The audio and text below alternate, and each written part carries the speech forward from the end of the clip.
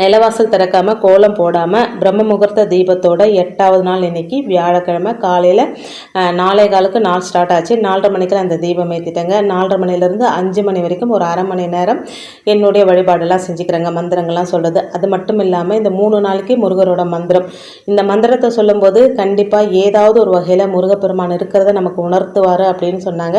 நான் பிரம்ம முகூர்த்த வேலையில் அந்த மந்திரத்தை சொல்லிக்கிறாங்க. ஒரு 10 நிமிஷம். சரவண பவ குக சண்முகா சரணம் சரணம், சரவண பவ குக சண்முகா சரணம் சரணம்.